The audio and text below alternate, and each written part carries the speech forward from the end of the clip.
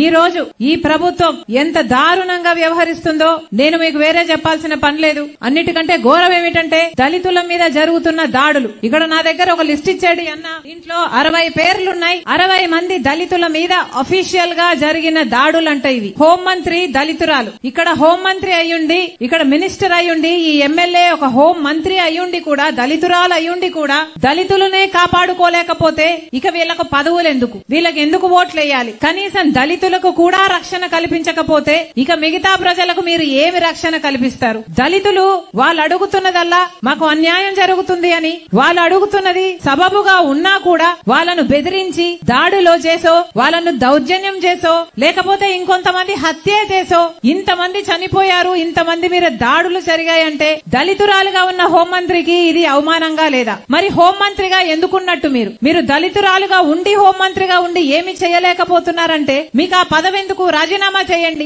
ఎవరైనా చేయగలిగిన వాళ్ళు సమర్థులకు ఆ పదవిస్తే హోంమంత్రి, అది కూడా రక్షణ కల్పించాల్సిన హోంశాఖ, దళితురాలయ్యుండి దళితుల మీద జరుగుతున్న దాడులనే మీరు ఆపలేకపోతే ఇక మీ కాంపిటెన్స్ ఏమిటి? మీరు ఎందుకున్నట్టు ఆ పదవిలో? రాజీనామా చేయొచ్చు కదా. చేయాలని డిమాండ్ చేస్తుంది కాంగ్రెస్.